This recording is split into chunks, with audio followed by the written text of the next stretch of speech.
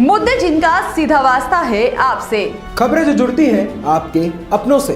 आपके क्षेत्र की हर छोटी बड़ी खबरें देखिए उत्तर प्रदेश न्यूज आपकी आवाज पहुंचाते हैं जिम्मेदारों तक। संभल में सत्यव्रत पुलिस चौकी को लेकर बड़ा खुलासा। वक्फ की संपत्ति पर नहीं बनाई जा रही सत्यव्रत पुलिस चौकी।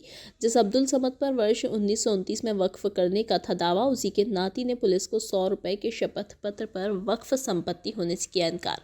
अब्दुल समद के 90 वर्षीय नाती मोहम्मद खालिद ने एसपी संभल के नाम दिया शपथ पत्र। शपथ पत्र के मुताबिक सत्यव्रत पुलिस चौकी सरकारी भूमि पर बन रही। शपथकर्ता और उसके परिवार का सत्यव्रत पुलिस चौकी की भूमि पर नहीं है कोई मालिकाना हक। जामा मस्जिद के सामने बन रही सत्यव्रत पुलिस चौकी निर्माण से बनेगी शांति व्यवस्था। सत्यव्रत पुलिस चौकी की भूमि कभी वक्फ संपत्ति नहीं थी और ना है। कोई भी व्यक्ति अथवा संस्था इस भूमि पर नहीं कर सकती वक्फ या अपनी निजी संपत्ति होने का दावा। संभल की शाही जामा मस्जिद के सामने बन रही सत्यव्रत पुलिस चौकी को लेकर किया जा रहा था वक्फ संपत्ति होने का दावा। सलीम जी, आज क्यों मुलाकात हुई आप चाचा के साथ? चाचा का नाम क्या आपके? चाचा का नाम मोहम्मद खालिद ताया का। खालिद जी। आज आप लोग चौकी के पास पहुंचे थे, क्या मामला लेकर पहुंचे हैं एसपी साहब के पास? ये मामला ये था कि सर हमारी जमीन नहीं है, वो हमारे बुजुर्ग जो थे देख रेख करते थे उसकी। अब हमें पता चला तो सर सरकारी ज़मीन है, हमें कोई एतराज़ नहीं है। बहुत अच्छा बात है चौकी बनी और बड़ी खुशी की बात है। तो ये कौन किस जमीन की बात कर रहे हैं जिस पर सामने है जी? तो जामा मस्जिद के जो जमीन है वो आप लोग का था? नहीं, हमारा नहीं सर, वो तो हमें हमारे बुजुर्ग जो थे उसकी देख रेख करते थे, हमें क्या पता। अच्छा। अब जब पता चला हमें कि हमारी नहीं है तो सर नहीं हमारी नहीं है सर। तो वैसे जो ट्वीट किए थे पेपर अब्दुल समद के नाम, हमें नहीं पता किसने क्या। अब्दुल समद कौन है? अब्दुल समद दादा, आपके दादा? नहीं हमारे दादा नहीं, हमारे दादा के मतलब आपके खानदान के? हमारे खानदान के। यानी कि अब्दुल समद का उस प्रॉपर्टी से कोई लेना देना नहीं है? नहीं कोई भी नहीं।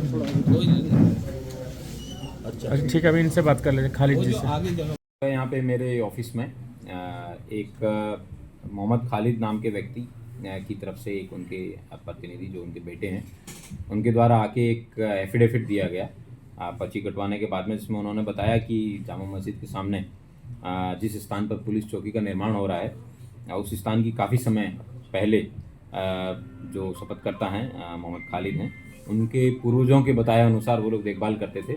लेकिन उन्होंने बताया कि मेरा कोई इस जगह से कोई मालिकाना हक नहीं है, ये सरकारी ज़मीन है और सरकारी ज़मीन पर ही पुलिस द्वारा चौकी का निर्माण किया जा रहा है और मेरे द्वारा ना कोई इस ज़मीन पे कोई क्लेम किया जा रहा है। और अगर कोई व्यक्ति इस जगह का क्लेम कर रहा है तो हम जो है उसका खंडन करते हैं।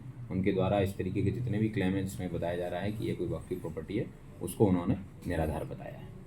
तो क्या माना जाए सर कि आप किसी तरह का कोई विपत्ति, कोई विरोध नहीं हो? इनके द्वारा बताया गया है कि ये वास्तव में सरकारी ज़मीन है, इस पर पुलिस चौकी का निर्माण हो रहा है और इससे इनके परिवार को भी खुशी है और चौकी स्थापित होने से सभी वर्गों की सुरक्षा व्यवस्था है वो मुहैया कराएगी।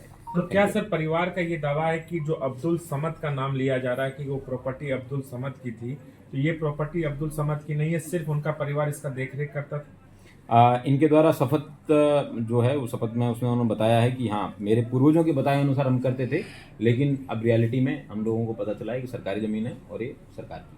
थैंक यू सर, जो पेपर मिले हैं और जो आपने एफआईआर दर्ज किया अज्ञात लोगों पे, तो क्या उनके ऊपर भी कार्रवाई होगी जिन लोगों ने इस पेपर को लेकर ट्वीट किया है? बिल्कुल सही बात है। जो अभियोग पंजीकृत हुआ है उस अभियोग में जो भी 20 वक्फ हैं जो 39 ए पे संख्या पर रजिस्टर्ड हैं, उनकी वक्फ बोर्ड से और जहाँ पे भी रजिस्टर्ड हैं वहाँ से वेरीफाई कराया जाएगा।